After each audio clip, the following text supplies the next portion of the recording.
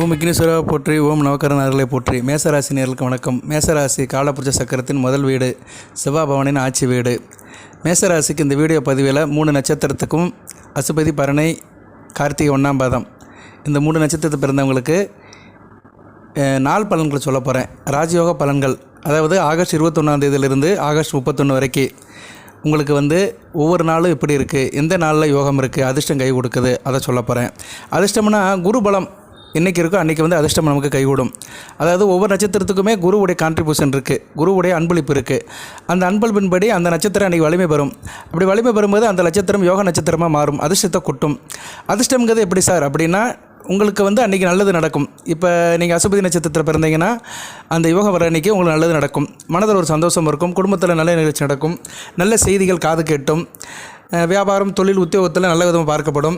உங்கள் கமிட்மெண்ட்டுக்கு ஏற்ற மாதிரி நல்ல லாபம் இருக்கும். சரியா? சில பேருக்கு ஒரு பெரிய லெவலில் அதிர்ஷ்டம் அடிக்கும். அதுக்கு ஜனன ஜாதகத்தில் கொஞ்சம் இடம் இருக்கணும், தசாபுத்தி நல்ல நிலைமையில் இருந்துச்சுன்னா உங்களுக்கு அதிர்ஷ்டமாக கை கொடுக்கும்.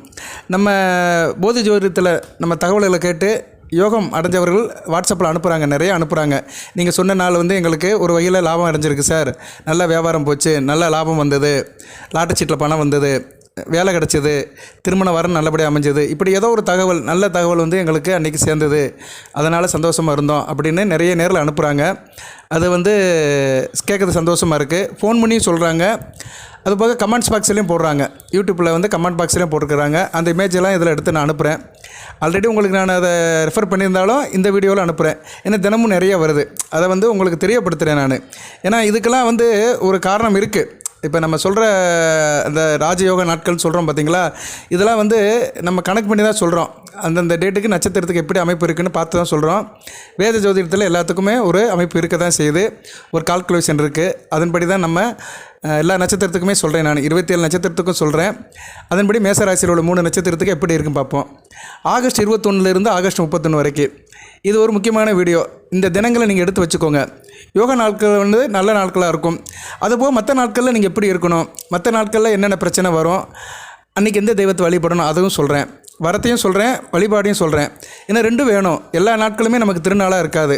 சில நாட்கள் கொஞ்சம் கஷ்டமாக தான் இருக்கும், சிரமமாக தான் இருக்கும். அந்த சிரமமான நாட்களுக்கு எந்த தெய்வத்தை வழிபட்டால் அந்த சிரமம் சரியாகும் அதையும் சொல்கிறேன், நோட் பண்ணிக்கோங்க. 3 நட்சத்திரத்துக்கு சொல்கிறேன், அசுபதி, பரணி, கார்த்திகை. வருஷப்படி சொல்லுவேன். உங்கள் நட்சத்திரம் வர வரைக்கும் வெயிட் பண்ணி கேளுங்க. நம்ம சேனலை சப்ஸ்கிரைப் பண்ணாங்க சப்ஸ்கிரைப் பண்ணுங்கள், பெல் பட்டனை ஆன் பண்ணுங்கள், நோட்டிஃபிகேஷனில் வர எல்லா வீடியோவும் பாருங்கள். அதுபோல் லிங்கில் வீடியோ கொடுத்துருக்குறோம், அதையும் பாருங்கள். போதி ஜோடத்தில் வர வீடியோக்களை அடுத்தடுத்து பார்த்தாலே உங்களுக்கு போதும். உங்களுக்கு 10% உங்கள் வாழ்க்கையில் ஒரு 50% உங்களை சுற்றி என்ன நடக்கும்னு ஓரளவு சர்வே பண்ணி சொல்லிடுவேன். கூடுதலாக நடக்கிறதுக்கு உங்கள் ஜனன ஜாதக லக்கண ரீதியான உள்ள தசாபத்தி அமைப்புக்கு ஏற்ற மாதிரி பலன்கள் நடக்கும். ஜனன ஜாதகத்தை செக் பண்ணுறவங்க எங்களை அணுகலாம். ஒரு குறைந்த கட்டணம் தான் வாங்குகிறோம், நல்லபடியாக பார்த்து கொடுப்போம். வருஷப்படி தான் பார்த்து கொடுப்போம். ஒரு நாள் ஆகும், ஒரு வாரம் டு 10 நாள் ஆகும். நீங்கள் அனுப்புகிறதா இருந்தால் இதில் கொடுத்த வாட்ஸ்அப் நம்பருக்கு நீங்கள் அனுப்பலாம். டெக்ஸ்ட் மெசேஜாவோ வாய்ஸ் மெசேஜாவோ அனுப்பலாம். ஓகே நேயர்களே, மூல நட்சத்திரத்துக்கு எப்படி சார் இருக்குது அப்படின்னு பார்த்தோம்னா, மூல நட்சத்திரம் கேதுவின் நட்சத்திரம் நல்ல நிலைமையில் தான் இருக்குது. கேது ரொம்ப சுபத்துவம் மாறாருங்க. 23ஆம் தேதிக்கு மேலே ரொம்ப அருமையான நிலைக்கு போகிறாரு. 23ஆம் தேதியிலேருந்து செப்டம்பர் 15ஆம் தேதி வரைக்கும் கேது நட்சத்திரநாதன் நல்ல நிலைமையில் இருக்கிறதுனால அசுபதி நட்சத்திரத்துக்கு வருகின்ற நாட்கள் வளமாகவே இருக்கும். சரி, இப்போ யோக நாட்கள் அப்படின்னு பார்த்தோம்னா இன்றைக்கி நல்ல நாட்களாக இருக்குது. கேது அசுபதி நட்சத்திரத்துக்கு 20ஆம் தேதி நல்லா இருக்குது. 20ஆம் தேதி எனக்கு நல்லது நடந்தது சார் அப்படின்னு சொல்கிறவங்க இன்றைக்கி நைட்டு இந்த வீடியோ வந்த பின்னாடி கமெண்ட் பாக்ஸில் போடுங்க. ஏன்னா இன்றைக்கி நல்லா இருந்திருப்பீங்க. சரியா? அசுபதி நட்சத்திரம் பிறந்தவங்களுக்கு ஒரு காலரசனையாக இருந்திருப்பீங்க, ஒரு கேளிக்கை வேடிக்கை சந்தோஷம் இருந்திருக்கும், கணவன் மன உறவு நல்லாயிருக்கும், ஒரு நல்லபடியாக இருந்திருப்பீங்க. சரியா? வெளியிலே போயிட்டு வந்திருப்பீங்க, ஒரு மனக்கழிப்பில் இருந்திருப்பீங்க. அதுக்கேற்ற மாதிரி அதிர்ஷ்டமும் கைகூடி இருக்கும். உங்களுக்கு நல்ல நாட்கள் பார்த்தோம்னா ஆகஸ்ட் 20, 21, 22, 25, 30, 31 இந்த நாட்கள்லாம் நல்லாயிருக்கும். 20ஆம் தேதி முடிஞ்சு போச்சு, அதனால் 21 இருந்து சொல்கிறேன். 21 இன்றைக்கி தான். 21/8, 22/8, 25/8, 27/8, 30/8, 31/8 இந்த நாட்களெல்லாம் உங்களுக்கு யோகமான அதிர்ஷ்டமான நாட்களாக இருக்கும். அந்த யோகம் பேரதிர்ஷ்டமாகவும் ராஜயோகமாகவும் மாறுறதுக்கு உங்களுக்கு கூடுதல் அமைப்பு இருந்துச்சுன்னா நல்லபடியாக மாறும். சரியா? ஓகே. மற்ற நாள் எப்படி சார் இருக்குது அப்படின்னு பார்த்தோம்னா 23ஆம் தேதி கொஞ்சம் கவனமாக இருக்கணும். 23ஆம் தேதி கொஞ்சம் சோர்வாக இருக்கும், மனஸ்தாபம் இருக்கும். சரியா? உடல் நலிவு இருக்கும், மனதில் ஒரு கலக்கம் வரும். கொஞ்சம் கவனமாக இருக்கணும். சரியா? பிறர் விஷயத்தில் கொஞ்சம் விட்டு கொடுத்து போங்க. குறிப்பாக பெண்கள் விஷயத்தில் அனுசரித்து போங்க. அன்றைக்கி காலையில் விநாயகர் பெருமானை கும்பிடுங்க. பிள்ளையார்பட்டி கற்பக விநாயகர் கும்பிட்டு போனீங்கன்னா நல்லபடியாக பார்க்கப்படுகிறது. அடுத்து வந்து 24ஆம் தேதி அசுபதி நட்சத்திரத்துக்கு வந்து கொஞ்சம் மனக்கலக்கம் இருக்க தான் செய்யும். வீண் சிரமம் இருக்கும், மயக்கம் இருக்கும், மனதில் ஒரு பயம் இருக்கும், சரியாக சஞ்சலம் இருக்கும், வீண் செலவும் இருக்கும். தேவையில்லாத செலவுகளை குறைச்சிக்கோங்க. உத்தியோகம் பண்ணுறவங்களுக்கு அலைச்சல் இருக்கும், உத்தியோக சுமை இருக்கும். அதுவும் மனதில் வந்து தேவையில்லாத இனம் புரியாத ஒரு அமைப்பு இருக்கும். சரியா, மற்றவங்களை பற்றி ஒரு தவறான புரிதல் இருக்கும், மிஸ் அண்டர்ஸ்டாண்டிங் வரதுக்கு வாய்ப்பு இருக்கிறதுனால 24ஆம் தேதி காலையில் ஆஞ்சநேயரை கும்பிட்டிங்கன்னா மிகச்சிறப்பாக பார்க்கப்படுகிறது. அடுத்து வந்து 26ஆம் தேதி கொஞ்சம் உணர்ச்சி வசப்பட்ட நிலையில் இருப்பீங்க, டென்ஷனாக இருப்பீங்க, பணம் சம்பாதிக்கணும்னு ஒரு உத்வேகத்தில் இருப்பீங்க, பண தேவை நிறைய தேவைப்படும். இருந்தாலும் கைக்கு தேவைக்கு பணம் இருக்காது. சகோதர வழியில் சில பிரச்சனைகள் வரதுக்கு வாய்ப்பு இருக்குது. இருந்த போதிலும் பிறர் உதவியை நாடுவீங்க, மற்றவங்க உதவியை எதிர்பார்க்குற மாதிரி இருக்கும். கொஞ்சம் கவனமாக இருக்கணும். உடல் உஷ்ண சம்மந்தப்பட்ட பிரச்சனை வரலாம், ஜுரம், வயிற்றுப்போக்கு வரதுக்கு வாய்ப்பு இருக்கிறதுனால 26ஆம் தேதி முருகப்பெருமான காலையில் கும்பிட்டு போனீங்கன்னா நல்லபடியாக இருக்கும். ஒரு 5 நிமிஷம் காலையில் காலை கடனை முடிஞ்சுக்கிட்டு குளிச்சுட்டு சாமி படத்துக்கு முன்னாடி 5 நிமிஷம் அன்றைக்கி அந்த நான் சொல்கிற தெய்வத்தை வணங்கிட்டு போயிட்டீங்கன்னா மனம் ஆறுதலாக இருக்கும். அந்த தெய்வத்தை நினச்சி மனப்பூர்வமாக வணங்கிட்டு போங்க. அடுத்து வந்து 29ஆம் தேதியும் சில பிரச்சனை இருக்க தான் செய்யும். அசுபதி நட்சத்திரத்துக்கு கொஞ்சம் கவனமாக இருக்கணும். வீண் செலவு இருக்கும், சாப்பாட்டில் ஒரு வெறுப்பு இருக்கும், அது மாதிரி அக்கம் பக்கத்தில் சண்டை போடுற மாதிரி இருக்கும். உத்தியோகத்தில் சில பிரச்சனை இருக்கும், வியாபாரத்திலும் கோஷ்டி பூசல் இருக்கும். அதனால் உத்தியோகம், தொழில், வியாபாரம் பண்ணுறவங்க கொஞ்சம் அனுசரித்து இருக்கணும். உத்தியோகம் பண்ணுற இடத்துலையும் தொழில் பண்ணுற இடத்துலையும் காலையில் தேவி கருமாரியம்மனை கும்பிட்டு போனீங்கன்னா நல்ல விதமாக பார்க்கப்படுகிறது. ஓகே நேர்களே, அசுபதி நட்சத்திரத்துக்கு ராஜயோகம் உள்ள நாட்களையும் சொல்லியிருக்கிறேன். மற்ற நாட்களில் எப்படி இருக்கும், அன்றைக்கி என்ன தெய்வத்தை வழிபடணும்னு சொல்லியிருக்கிறேன். அதை தவறாமல் கடைப்பிடிங்க, நல்ல விதமாக நடக்கும். நாட்கள் பார்க்குறவங்களுக்கு கோள்கள் ஒன்றும் செய்யாது. இதெல்லாம் ஒரு சூட்சுமம். அன்றைக்கு தேதிக்கு நீங்கள் அந்த தெய்வத்தை வணங்கிட்டு போயிட்டீங்கன்னா நமக்கு வந்து நல்லது நடக்கும். வர்ற பிரச்சனை வந்து ஓரளவு கட்டுக்குள்ளே இருக்கும். தலைக்கு வருது தலைப்பானோடு போயிடும். சரியா, பெருசாக நம்மளை எதுவும் பாதிக்காது. அடுத்து வந்து பரணி நட்சத்திரம், சுக்கிரனுடைய நட்சத்திரம். சுக்கிரன் ராசிக்கு 5ஆம் இடத்துல இருக்கிறாரு. 23ஆம் தேதி 6ஆம் இடத்துக்கு போயிடுவார். குரு பார்வையில் இருந்தாலுமே கேது பிடியில் இருப்பார். கொஞ்சம் கவனமாக இருக்கணும். உத்தியோகத்துக்கு போகிற பெண்கள் கொஞ்சம் கவனமாக இருக்கணும். பரணி நட்சத்திரத்தில் பிறந்த பெண்கள் 23ஆம் தேதி பின்னாடி நான் அதுக்கு வேணால் ஒரு வீடியோ போடுறேன். அடுத்து வந்து உங்கள் மேசராசிக்கு வந்து 2 கிரகங்கள் பிரிச்சாராங்க. 23ஆம் தேதி சுக்கிரனும் 26ஆம் தேதி உங்கள் ராசிநாதன் செவ்வாயும் பிரிச்சாராங்க. செவ்வாய் நல்ல நிலைமைக்கு தான் பிரிச்சாராரு. சுக்கிரன் கொஞ்சம் மத்தியம பலனை தான் கொடுப்பாரு. ஓகே, அடுத்து நல்ல நாட்கள் பரணி நட்சத்திரத்துக்கு ராஜயோக நாட்கள் அப்படின்னு பார்த்துட்டோம்னா 21ஆம் தேதி இன்றைக்கி நல்லா இருக்குதுங்க. உங்களுக்கு இன்றைக்கி நல்லா இருக்குது. 22ஆம் தேதி நல்லா இருக்குது. 23ஆம் தேதியும் நல்லா இருக்குது. 26 அருமையாக இருக்குது. 28 நல்லா இருக்குது. 30ஆம் தேதி நல்லா இருக்குது. 31ஆம் தேதி நல்லா இருக்குது. ஓகே நேயர்களே, ஸோ மறுபடியும் சொல்கிறேன். பரணி நட்சத்திரத்துக்கு ஆகஸ்ட் 21, 22, 23, 26, 28, 30, 31 இந்த நாட்கள் யோகமான ராஜயோகம் உள்ள நாட்களாக, அதிர்ஷ்டமுள்ள நாட்களாக பார்க்கப்படுகிறது. இன்றைக்கி ஏதோ நல்லது நடக்கும். உங்கள் லெவலுக்கு ஏற்ற மாதிரி நடக்கும். நீங்கள் பெரிய லெவலில் பிஸ்னஸ் பண்ணிங்கன்னா கோடிக்கணக்கில் பணம் கிடைக்கும். சாதாரண லெவலில் இருந்தீங்கன்னா, சிறு குறு வியாபாரி தொழில் பண்ணிட்டு இருந்தீங்கன்னா, திட்டமாக இருந்தீங்கன்னா அதுக்கேற்ற மாதிரி ஆயிரக்கணக்கில் பணம் உங்களுக்கு சேரும். சில பேருக்கு லாட்டரி சீட்டு கூட கிடைக்கலாம். நிறைய பேருக்கு கிடச்சிருக்கு. அதை என்கிட்ட சொல்லியிருக்கிறாங்க. சில பேர் கமெண்ட் பாக்ஸ்லேயும் போட்டுக்கிறாங்க. அந்த தகவலையும் உங்களுக்கு நான் இதில் ஷேர் பண்ணுறேன். ஓகே, மற்ற நாட்கள் எப்படி சார் இருக்கும் அப்படின்னு பார்த்தோம்னா 24ஆம் தேதி கொஞ்சம் கவனமாக இருங்க. பரணி நட்சத்திரத்தில் பிறந்தவங்க ஆகஸ்ட் 24ஆம் தேதி கவனமாக இருங்க. தேக ஆரோக்கிய பிரச்சனை இருக்கும், மனதில் ஒரு கலக்கம் இருக்கும். சரியா, மற்றவங்களால சில பிரச்சனைகள் வரும். அன்றைக்கி வந்து காலையில் விநாயகர் பெருமானை கும்பிட்டு போனீங்கன்னா மனதுக்கு நிறைவாக இருக்கும், காரிய அனுகூலமாக பார்க்கப்படுகிறது. 25ஆம் தேதியும் கொஞ்சம் கஷ்டப்பட்டு தான் இருப்பீங்க. வீண் சிரமம் இருக்கும், அலைச்சல் இருக்கும், தேவையில்லாத பழக்க வழக்கத்தால் சில சிரமங்கள் சந்திக்கிற மாதிரி இருக்கும், கெட்டவரோட சகவாசம் இருக்கும். அதனால் அன்றைக்கி தேதிக்கு கொஞ்சம் கவனமாக இருங்க. காலையில் 18ஆம் படி கருப்பசாமியை கும்பிட்டு போனீங்கன்னா சிரமம் தீரும், சிறப்பாக அமையும். அடுத்து வந்து 27ஆம் தேதி மனசில் ஒரு பதட்டம் இருக்கும், டென்ஷன் இருக்கும், ஆவேசப்படுவீங்க, கோபப்படுவீங்க. கொஞ்சம் அனுசரித்து போங்க. ஆணவ போக்கில் இருக்காதீங்க, ஆத்திரப்படாதீங்க, பிறரையும் தன் போல நிலைங்க. காலையில் முருகப்பெருமானை கும்பிட்டு போனீங்கன்னா மனதுக்கு ஒரு சாந்தி இருக்கும், நல்ல விதமாக பார்க்க இருக்கும். பதற்றத்தை குறைச்சிக்கிட்டிங்கன்னா பாதி வெற்றியாக இருக்கும். 27ஆம் தேதி சரியா, ஆகஸ்ட் 27 கரெக்டாக நான் வச்சுக்கோங்க. 27, 29 இல்லை 27 முருகப்பெருமான காலையில் கும்பிட்டு போங்க. 28ஆம் தேதி நல்லா தான் இருக்குது, நான் ஏற்கனவே சொல்லிட்டேன். அன்றைக்கி சூரிய நமஸ்காரம் பண்ணிட்டு போனீங்கன்னா சிறப்பாக இருக்கும், யோகமான நாட்காகவே பார்க்கப்படுகிறது. அடுத்து ஆகஸ்ட் 29 கொஞ்சம் கஷ்டமாக தான் இருக்கும். சரியாக பிரச்சனை இருக்கும், மனதுக்குள்ளே தேவையில்லாத எண்ணங்கள் வரும், விரோதம் இருக்கும், பிறர் செய்கிற காரியங்கள் நமக்கு தவறாகப்படும். அதுபோக நம்ம மனதில் சில ரகசியம் இருக்கும், தேவையில்லாமல் சில காரியங்களை ரகசியமாக செய்கிற மாதிரி இருக்கும், பிற விஷயத்தை மற்றவங்கிட்ட மறைக்கிற மாதிரி இருக்கும், உள்ளுன்று வைத்து பிறர் ஒன்று பேசுகிற மாதிரி இருக்கும், பிறர் பொருளுக்கு ஆசைப்படுற மாதிரி இருக்கும், நிலைப்பாட்டில் சில தடுமாற்றம் இருக்கும். அதனால் அன்றைக்கி காலையில் தேவி துர்க்கை அம்மனை கும்பிட்டு போனீங்கன்னா நல்லபடியாக பார்க்கப்படுகிறது. மற்ற நாட்கள்லாம் நல்லபடியாக இருக்குது. ஆகஸ்ட் 31 வரைக்கும் சொல்லிட்டேன். ஓகே நேயர்களே, அடுத்து வந்து கிருத்திகை 1ஆம் பாதம் சூரியனுடைய நட்சத்திரம். சூரியன் நல்ல நிலைமையில் தாங்க இருக்கிறாரு. சூரியன் வந்து ராசிக்கு 5ஆம் இடத்துல நல்ல நிலைமையில் தான் இருக்கிறாரு. 23ஆம் தேதி வரைக்கும் நல்ல நிலைமையில் இருக்கிறாரு. அதுக்கண்டு வக்கர புதன் கூட சேர்ந்து இருக்கிறாரு.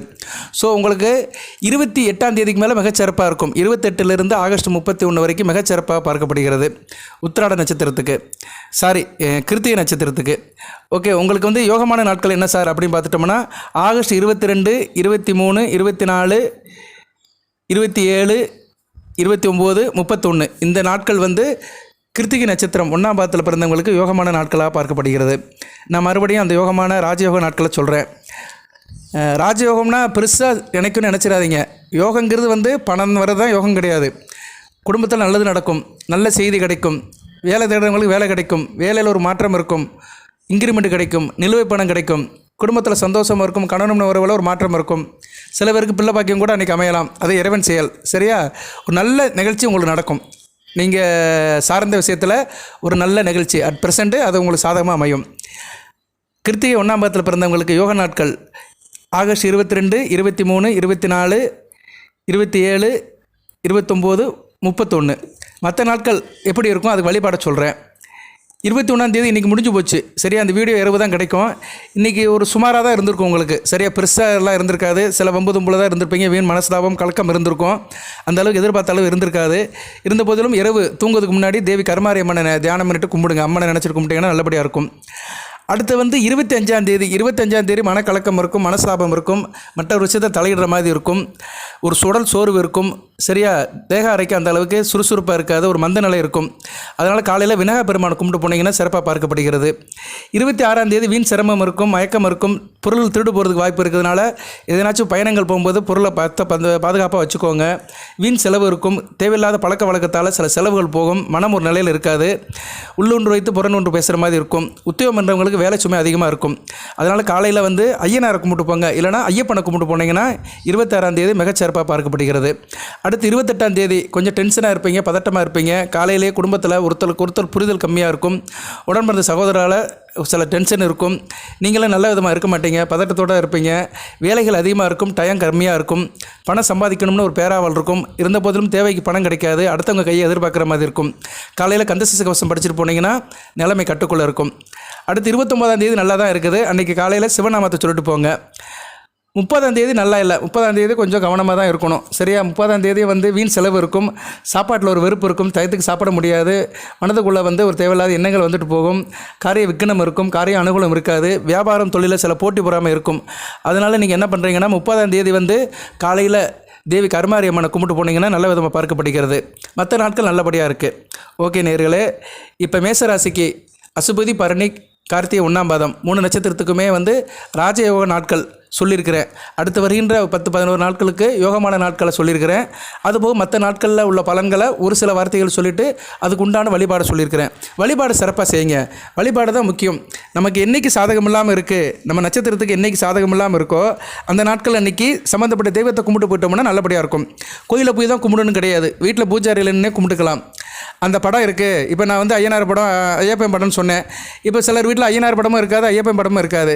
அவங்க என்ன பண்ணணும்னா மனசில் நினச்சி கும்பிட்டுக்கலாம். சரியா? மனசில் நினச்சிக்கிட்டு அந்த நாமத்தை சொல்லிக்கலாம். 18ஆம் படி கருப்பசாமியை போற்றின்னு ஒரு 18 தடவை சொல்லிட்டு போய்க்கலாம். அந்த தெய்வத்தை அன்றைக்கி நினைக்கணும். நம்ம காலையில் ஒரு 5 நிமிஷம் பூஜை அறையில் நின்றுட்டு எல்லா தெய்வத்தையும் கும்பிடுங்க. தெய்வத்தை கும்பிடுறதுக்கு முன்னாடி விநாயகரோட மந்திரத்தை சொல்லணும், காயத்ரி மந்திரத்தை சொல்லணும். நீங்கள் எங்கே போய் கும்பிட்டாலும் சரி வழிபாடு வந்து விநாயகரை தான் கும்பிடணும். கோயிலுக்கு போனாலும் விநாயகரை தான் கும்பிடணும். சரியா? பெருமாள் கோயிலில் மேக்ஸிமம் விநாயகர் இருக்க மாட்டார், ஆனால் சிவன் கோயிலில் இருப்பார். இந்த கோயிலுக்கு போனாலுமே விநாயகரை கும்பிட்டுட்டு தான் மற்ற தெய்வங்களை கும்பிடணும். அது மாதிரி வீட்டில் பூஜை பண்ணாலுமே விநாயகரை சொல்லிடணும். விநாயகருடைய மந்திரத்தை சொல்லணும். அல்லல் போம், அல்வனை போம், அன்னை வீட்டில் பிறந்த தொல்லை போம், போகா துயரம் போம், நல்ல குணமதி கோபுரத்தில் மேவும் கணபதி கைதுள் கால் அப்படின்னு மந்திரத்தை சொல்லணும். இல்லைனா கணபதி காயத்ரி மந்திரத்தை சொல்லணும். ஓம் சிவமயம் அருள்முக கற்ப விநாயகர் துணை கணபதி காயத்ரி, ஓம் ஏகதந்தாய் வித்மேகி வக்ரதுண்டாய் தீமகி தந்தோபந்த வரசோதியாத் அந்த மந்திரத்தை சொல்லணும். சார் இதை எனக்கு சொல்ல தெரியல சார் அப்படின்னு சொல்கிறவங்க ஓம் விக்னேஸ்வராய போற்றி அப்படின்னு ஒரு 5 தடவை சொல்லுங்கள். சரியா? இல்லைனா ஒரு 11 தடவை சொல்லுங்கள். ஒத்தப்படையாக சொல்லிவிட்டு உக்கி போட்டுட்டு அவருக்கு நமஸ்காரம் பண்ணிவிட்டு அதுக்கடுத்து மற்ற தெய்வத்தை சொல்லுங்கள், சரியா? அது மற்ற தெய்வம், உங்கள் குலதெய்வம், இஷ்ட தெய்வம், எல்லா தெய்வத்தையும் கும்பிடுங்க. அதுபோக சம்மந்தப்பட்ட நாள் நான் சொல்லியிருக்கேன் பார்த்தீங்களா, இந்த தெய்வத்தையும் கும்பிட்டு போனீங்கன்னா உங்களுக்கு சிறப்பாக இருக்கும். நாள் பார்க்குறவங்களுக்கு கோல் ஒன்றும் செய்யாது. நம்ம அன்றாடம் நாள் நட்சத்திரம் பார்த்து அந்த தெய்வத்தை வழிபட்டு போனோம்னா பிரச்சனை நமக்கு பெருசாக பாதிக்காது. தலைக்கு தலைப்பானோட போயிடும். பிரச்சனை தடுத்து நிறுத்தப்படும். நமக்கு ஒரு கவசமாக இருக்கும், சரியா? இது சூட்சுமம், இது உண்மை, 100க்கு 100 உண்மை. இது உணர்ந்தவங்களுக்கு தான் அது புரியும், உணராதவங்களுக்கு ஒன்றும் புரியாது. நம்பினாதான் நடராஜன். நிறைய விதமாக சொல்லுவாங்க, அதெல்லாம் ஒரு பக்கம் இருக்கட்டும், நமக்கு அதுக்குள்ளே போக வேண்டாம். நம்ம பாடநிலே போவோம், சரியா? நம்புகிறவர்களும் நல்லா இருப்பாங்க, அது நிதர்சனமான உண்மை. அதை நான் பயனடைஞ்சிருக்கிறேன். பயனடைந்தவர்களும் என்னிடம் தெரிவித்திருக்கிறார்கள். அவங்களே வாழ்க்கையிலே நான் பார்க்குறோம். அதனால் இதெல்லாம் உண்மை தான். இதுபடி நடங்க, நல்லதே நடக்கும் மேசராசிக்கு, சரியா? அடுத்தடுத்து வீடியோ போடுறேன், மற்ற கிரக பயிற்சிகளும் போடுறேன், சாதக பாதங்களையும் சொல்கிறேன், வழிபாடு பரிகாரத்தையும் சொல்கிறேன். என்னென்ன செக் பண்ணுறேன், அணுகுங்க. ஒரு வருஷப்படி பார்க்குறோம், குறைந்த கட்டணம் தான் வாங்குகிறோம், நல்லபடியாக பார்த்து கொடுப்போம். வாட்ஸ்அப்பில் கொடுக்கப்பட்ட நம்பருக்கு அணுகலாம். வாய்ஸ் மெசேஜாவோ டெக்ஸ்ட் மெசேஜாவோ கொடுத்தீங்கன்னா நல்லபடியாக பார்த்து கொடுப்போம். திருமண பொருத்தங்களும் பார்க்குறோம், திருமண முகூர்த்தமும் பார்த்து கொடுக்குறோம், முகூர்த்த லக்கணமும் பார்த்து கொடுக்குறோம். முகூர்த்தம் வர அன்றைக்கி தான் முகூர்த்தம் பண்ணணும்னு கிடையாது, மற்ற நாள் கூட முகூர்த்தம் பண்ணிக்கலாம், சரியா?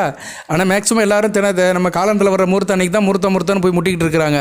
முகூர்த்தங்கிறது என்னென்னா, ஆண் பெண் அவங்க ஜாதக ரீதியாக அந்த தேதி நல்ல நாளாக இருக்கணும், நட்சத்திரம் நல்லபடியாக இருக்கணும், அந்த சந்திரன் அன்றைக்கி நல்ல நிலைமையில் இருக்கணும், சரியா? அதில் சில கணக்கு வழக்குகள் இருக்குது.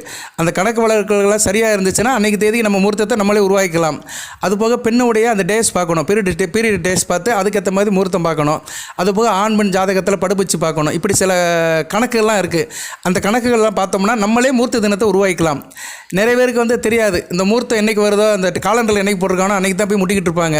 அன்றைக்கி ஒரே போட்டியாக இருக்கும், கல்யாண மண்டபத்துக்கு பிரச்சனையாக இருக்கும், காய்கறி கடையில் காய்கறி விலை ஏறிடும், எல்லாமே ஒரு கமர்ஷியல் ஆக்கிட்டாங்க.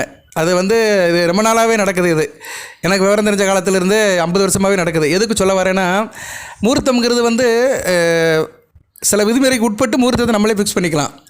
ஆனால் அவங்க சில இதில் முறைப்படி போடுறாங்க. ஆனால் அந்த முகூர்த்தம் சில பேருக்கு ஒத்து போகாது. சில பேர் ஜனன ஜாதகம் அவங்க அமைப்புக்கு ஒத்து போகாது. அதுக்காக அவங்க தேடி அலைஞ்சிக்கிட்டு இருப்பாங்க. ஓகே, இதெல்லாம் ஜோதிடத்தில் இன்னொரு நிலைமை, பரிமாற நிலைமை. அந்த நிலைமைக்கெல்லாம் மக்கள் வரணும், இன்னும் வரமாட்டேங்கிறாங்க. இன்னும் பழச பிடிச்சி தொங்கிட்டு இருக்கிறாங்க. சில பேர் நட்சத்திரத்தை பொறுத்த பார்த்துக்கிட்டே அதுக்காகவே கல்யாணம் பண்ணுறாங்க. நட்சத்திரத்தை பொறுத்தங்கிறது ஒரு நாம்ஸ் தான், அது ஒரு இதுதான். இப்போ நான் நட்சத்திரத்துக்கு பலன் சொல்கிறேன் பார்த்தீங்களா, இது ஒரு கோச்சார பலன்கள் சொல்கிறது தான். இது போக உங்கள் கூடுதலாக உங்கள் ஜனன ஜாதகத்தில் அந்த அமைப்பு தசாபுத்தி இருந்தால் தான் அந்த யோகங்கள்லாம் கை கொடுக்கும். அது பார்த்தா நட்சத்திர பொருத்தங்கிறது முக்கியமானது. 2 பார்க்கலாம், தீர்க்க பொருத்தம், ஸ்திரீ தீர்க்க பொருத்தம், ரஜ்ஜு பொருத்தம். இது 2 தான் முக்கியமானது. இது 2 பார்த்துட்டு அப்படியே விட்டுடலாம். மற்ற பொருத்தத்தை ஜாதகம் மூலமாக தான் பார்க்கணும். நிறைய பேர் பார்க்குறது இல்லை. நான் எதுக்கு சொல்கிறேன்னா, இந்த ஆவணி மாதம் நிறைய பேர் அலைன்ஸ் பார்க்குறாங்க, என்கிட்டே வருது. ஒரு ஜோதிடர் என்ன பண்ணணும்னா, ஆண் பெண் 2 பேருடைய ஜாதகத்தை பார்க்கணும். ஜாதகத்தை பார்த்துட்டு தான் பொருத்தத்தை பார்க்கணும். லக்கண ரீதியாக 2, 4, 7, 8, 12 ஆதிபத்தியம் எப்படி இருக்குது, 2 பேருக்கும் அந்த ஏழுக்கூடியவர்கள் எப்படி இருக்கிறாங்க, 2 பேருக்கும் ஆயுள் ஸ்தானம் எப்படி இருக்குது, நடப்பு தசாபுத்தி எப்படி இருக்குது, தசா சந்திப்பு இருக்குதா, அப்படி இருந்தாலும் அந்த தசாநாதர்கள் லக்கண ரீதியாக வேண்டியவர்களா வேண்டாதவர்களா, அவங்களுக்கு அடுத்த காலங்கள் எப்படி போகும், அடுத்து வருகிற தசாபுத்தி ஒரு 20 வருஷத்துக்கு எப்படி இருக்கும், ஃபேவராக இருக்குமா ஃபேவராக இருக்காதா, இப்படியெல்லாம் பார்க்கணும். புத்திர பாக்கியத்தை பார்க்கணும். மகேந்திர பொருத்தம்னு ஒன்று இருக்குது இதில், நட்சத்திரத்தை பொருத்தத்தில். அது என்னென்னா புத்திர பாக்கியத்தை சொல்கிறது தான். மகேந்திரம்னாலே குழந்தைன்னு தான் அர்த்தம். மகேந்திர பொருத்தம் 2 பேரும் இணைந்து புத்திர பாக்கியத்தை பெருத்துக்கணும். ஏன்னா புத்திர பாக்கியம் ரொம்ப முக்கியம். இன்றைக்கி திருமணம் ஆனாலே அடுத்த என்ன ஸ்டேஜ், அடுத்த லெவல் புத்திர பாக்கியம் தான். கல்யாணம் ஆனவங்களை பார்த்து என்ன கேட்குறாங்க, எத்தனை குழந்தை இருக்குது, எது விசேஷமாக அதான் கேட்குறாங்க. ஸோ அதனால் நட்சத்திர பொருத்தம் பார்க்குறது ஒரு பக்கம் இருந்தாலுமே ஜாதக ரீதியாக பொருத்தம் பார்க்க வேண்டும். பொருத்தம் பார்த்து 2 பேரும் இணையலாமா, அடுத்து வருகின்ற காலங்கள் எப்படி இருக்கும் அப்படின்னு பார்க்கணும். திருமணம்ங்கிறது ஆயிரங்காலத்து பயிர், சரியா? அதை முறைப்படி பார்க்கணும். அதுக்கும் ஒரு நல்ல ஜோசியர் கிடைக்கணும். அதுபோக இந்த சனி பகவான் இதில் இருக்கிறவங்களும் கவனமாக இருக்கணும். இப்போ சனி பகவானோட ஆதிக்கத்தில் சில ராசிகள் இருக்குது. மகர ராசி, கும்ப ராசி, மீன ராசி, கடக ராசி, சிம்ம ராசி, விருச்சிக ராசி.